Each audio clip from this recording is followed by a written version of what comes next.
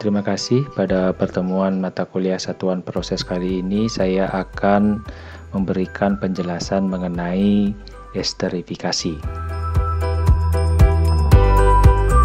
Esterifikasi merupakan reaksi antara alkohol dengan asam karboksilat untuk membentuk ester. Nah, kalau kita lihat di sini ada dua senyawa yang bereaksi, yaitu alkohol yang secara umum memiliki gugus fungsi OH, sedangkan karboksilat dia gugus fungsional yaitu COOH.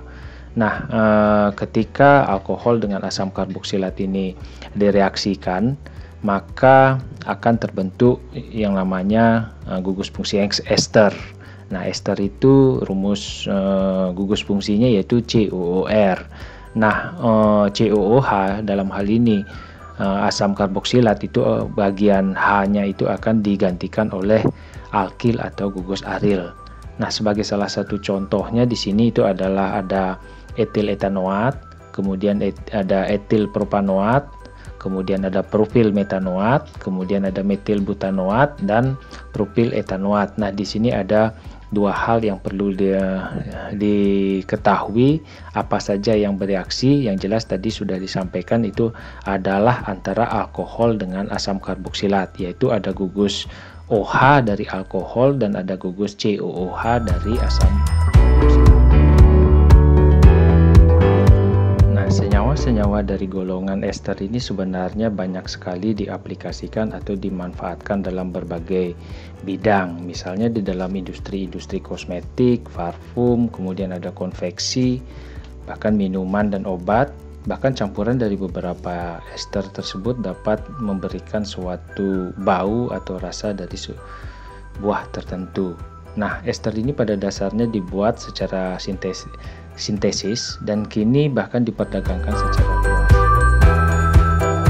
Saat ini perkembangan ilmu kimia itu sangat memungkinkan menghasilkan suatu cita rasa atau aroma tanpa harus mengekstrak dari bahan aslinya ya. Misalnya adanya suatu proses sintesis dari hidrokarbon atau derivasi minyak bumi untuk menghasilkan suatu aroma atau cita rasa buah, dan ini banyak sekali diaplikasikan sebagai aroma atau cita rasa sintetis dalam industri-industri, misalnya industri minuman, kemudian di dalam kosmetik untuk aroma dan lain sebagainya.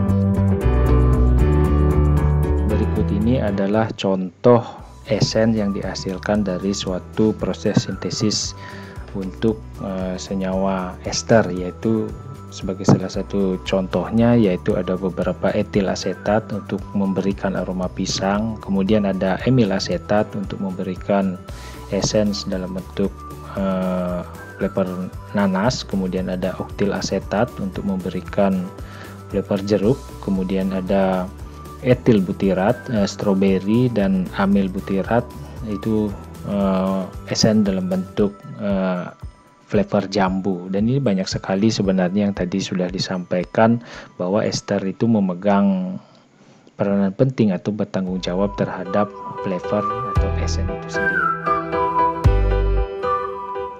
Berikut ini adalah contoh ester yaitu etil etanoat. Nah, kata etanoat itu berasal dari asam etanoat. Di sini mempunyai atom C sebanyak 2 buah. Sedangkan kata etil itu berasal dari gugus etil pada bagian ujungnya dari rumus struktur etil etanoat itu sendiri, yaitu warna merah.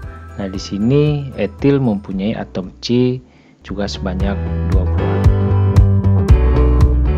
Ini adalah contoh-contoh ester yang lain ya, misalnya etil propanoat. Nah, kita lihat rumus bangun strukturnya. Kalau kita lihat yang warna merah itu etil, berarti C-nya 2, kemudian ada propanoat, berarti C-nya 3. Selanjutnya ada propil metanoat. Nah, propil seperti tadi C-nya 3, sedangkan metanoat C-nya 1. Kemudian ada metil butanoat. Nah, metil berarti C-nya 1 yaitu CH3, sedangkan butanoat C-nya itu ada 4. Kemudian ada propil etanoat. Nah, propil seperti tadi C-nya sebanyak 3, sedangkan etanoat itu ada 2 atom C.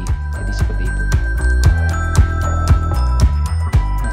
seperti tadi telah disebutkan di awal bahwa pembuatan ester itu dilakukan dengan mereaksikan senyawa dengan gugus fungsi asam karboksilat dengan alkohol. Nah, caranya yaitu asam karboksilat itu dipanaskan bersama dengan alkohol dengan penambahan katalis. Di sini biasanya menggunakan katalis asam seperti misalnya asam sulfat atau H2SO4. Dan ini adalah model reaksi secara umum di mana asam karboksilat mempunyai gugus COH sedangkan alkohol dengan gugus fungsi OH. Nah, di sini akan menghasilkan ester dengan air. Kemudian selanjutnya ini adalah contoh pembuatan ester juga, yaitu asam etanoat. Dalam hal ini sering disebut dengan asam cuka, yaitu asam asetat yang ditambahkan dengan etanol yaitu C2H5OH. Nah, di sini reaksinya akan menghasilkan etil atau etanoat dengan air, ya. Kemudian ada ester dari hasil reaksi antara asil klorida dengan alkohol. Di sini contohnya itu etanoil klorida dengan etanol untuk menghasilkan etil etanoat. Jadi bisa diperoleh dari etanoil klorida, yaitu dengan hasilnya HCl. Sedangkan yang tadi dengan cuka dengan etanol itu menghasilkan sama-sama etil etanoat namun dengan air, sedangkan dengan menggunakan etanoil klorida akan menghasilkan HCl atau asam klorida. Kemudian untuk pembuatan ester seperti tadi juga disebutkan yaitu mereaksikan antara etanol dengan anhidra asam. Jadi di sini asam murni tanpa adanya H2O atau tanpa adanya air. Di sini akan menghasilkan juga etil etanoat dan asam etanoat. Nah, asam etanoat ini kalau di pasar sering disebut dengan cuka atau asam asetat, ya. Nah, sekarang tentang ester asam lemak, ya. Nah, di alam itu terdapat dalam bentuk ester antara gliserol dengan asam lemak ataupun dengan gugus hidroksilnya, yaitu OH, yang tidak teresterkan dengan asam lemak tetapi dengan fosfat, seperti misalnya fosfolipid. Nah, fosfolipid ini artinya lipid yang berikatan dengan senyawa fosfat. Nah, selanjutnya ester asam lemak dan gliserol ini seringkali dimodifikasi untuk bahan makanan atau juga untuk membuat surfaktan, yaitu surface active agent. Jadi dia berfungsi sebagai mampu mengikat senyawa yang bersifat hidrophobic dan hidrofilik, polar dengan non-polar. Kemudian banyak juga digunakan untuk aditif dan deterjen. Nah, di sini kita bisa melihat rumus struktur dari trigliserida itu sendiri. Di sini mempunyai 3 asam lemak, ya. Nah, pemahaman terhadap asam lemak bisa dipelajari dari berbagai literatur.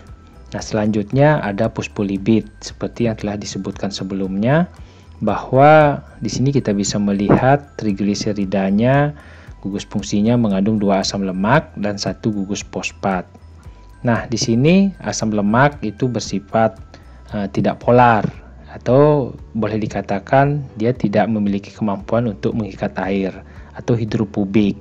Atau kalau hidrofobik berarti dia memiliki kemampuan untuk mengikat lemak. Sedangkan di satu sisinya, yaitu pada gugus fosfatnya ini bersifat polar, jadi hidrofilik. Kalau hidrofilik berarti dia bisa mengikat air. Selanjutnya sekarang bagaimana modifikasi ester asam lemak itu dimanfaatkan.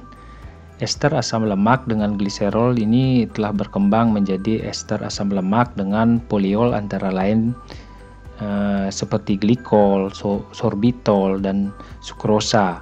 Kemudian ester glikol terutama baik monoglikolat dan diglikolatnya itu banyak digunakan secara luas dalam kosmetik karena kecerahan dan memberikan tampilan berkilau seperti mutiara. Nah, jadi di sini ester glikol itu banyak sekali diaplikasikan di dalam kosmetika. Kemudian ada ester glikol, ini terutama digunakan pada pembuatan emulsi, sampo. Kemudian ada pombat dan pengental pada bahan kosmetika. Jadi di sini fungsinya sebagai surfaktan, jadi pengemulsi, jadi mampu mengikat suatu senyawa yang bersifat hidrofobik dan hidrofilik. Selanjutnya ini disampaikan beberapa aplikasi modifikasi ester asam lemak yang diaplikasikan di dalam berbagai bidang ya, yang bisa kita lihat pada slide yang diberikan ini.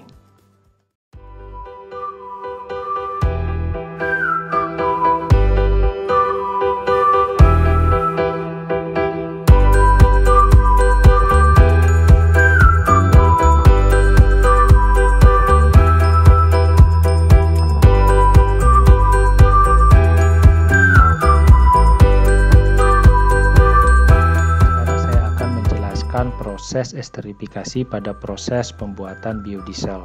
Nah, tujuan utama dalam pembuatan atau produksi biodiesel itu pada dasarnya adalah untuk menurunkan kekentalan minyak atau lemak melalui suatu reaksi yang mempertukarkan gugus ester pada minyak atau lemak dengan gugus alkil pada alkohol. Nah, di sini bisa menggunakan metanol ataupun etanol. Nah, hasilnya adalah terbentuk molekul alkil ester yang sering disebut dengan biodiesel dan gliseril. Nah, reaksi ini biasanya disebut dengan proses transesterifikasi. Sesungguhnya di dalam proses pembuatan biodiesel, apakah suatu proses produksi biodiesel itu langsung bisa dilakukan proses transesterifikasi, itu sangat tergantung kepada kandungan asam lemak bebasnya atau free fatty acid-nya. Nah, titik kritisnya yang banyak digunakan itu adalah maksimum 2%. Jika bahan baku dalam hal ini minyak atau lemak mengandung asam lemak bebas maksimum 2%, maka langsung bisa digunakan satu tahap, yaitu proses transesterifikasi. Nah, jika asam lemak bebas yang terdapat di dalam bahan baku, dalam hal ini minyak dan lemak, lebih besar daripada 2%, maka akan dilakukan proses 2 tahap atau sering disebut dengan estran, esterifikasi, transesterifikasi. Nah, tahap pertama dilakukan proses esterifikasi terlebih dahulu dengan katalis asam untuk menurunkan kandungan asam lemak bebasnya sampai maksimum 2%. Nah, setelah sesuai dengan standar bahan baku, maka dilakukan proses transesterifikasi. Diesel ini mempunyai sifat fisik yang mirip dengan minyak diesel mineral yang dihasilkan dari derivasi minyak bumi, sehingga langsung dapat digunakan sebagai bahan bakar pengganti minyak diesel. Kemudian ini adalah salah satu contoh reaksi transesterifikasi. Reaksi transesterifikasi di sini adalah mereaksikan antara minyak atau lemak dalam bentuk trigliserol atau sering disebut dengan trigliserida trigliserida ini memiliki 3 asam lemak yang kemudian dicampurkan dengan larutan metoksi, yaitu larutan antara golongan alkohol dengan katalis alkali. Nah, di sini dalam prosesnya menggunakan metanol dengan katalis bisa menggunakan KOH atau NaOH. Nah, hasilnya adalah fatty acid methyl ester atau FAME dan gliserol. Nah, hasilnya ini sangat tergantung pada katalis yang digunakan. Apabila menggunakan metanol, maka hasilnya itu adalah fatty acid methyl ester.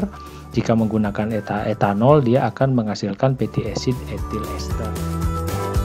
Selanjutnya adalah minyak nilam. Minyak nilam ini memiliki atau menghasilkan senyawa yang namanya patchouli alkohol. Nah, ini merupakan sesquiterpene alkohol yang diisolasi dari minyak nilam dengan rumus molekul yaitu C15H26O. Nah, dia termasuk dalam golongan terpen yaitu sesquiterpene. Nah, ini artinya apa? Bahwa patchouli alkohol itu terdiri dari 3 isopren, yaitu ada 3 pengulangan isopren. Satu isopren itu memiliki rumus molekul yaitu C5H8. Nah, sebenarnya minyak nilam ini memiliki derivasi melalui suatu proses sintesis, itu menghasilkan banyak sekali senyawa-senyawa aroma untuk flavor, untuk pengharum. Hanya saja teknologi kimia dengan proses sintesis itu harus diketahui dengan baik ya. Bahkan untuk paculi alkohol, dalam hal ini minyak nilam, Indonesia merupakan salah satu penghasil yang terbesar di dunia ya. Nah, kemudian untuk paculi alkohol ini jika diesterifikasi akan menghasilkan paculi asetat yang mempunyai aroma yang lebih khas. Kemudian ini adalah bagaimana proses esterifikasi pada proses paculi alkohol, di mana paculi alkohol itu ditambahkan dengan CH3COOH atau menggunakan asam asetat. Kemudian menghasilkan paculi asetat dengan air.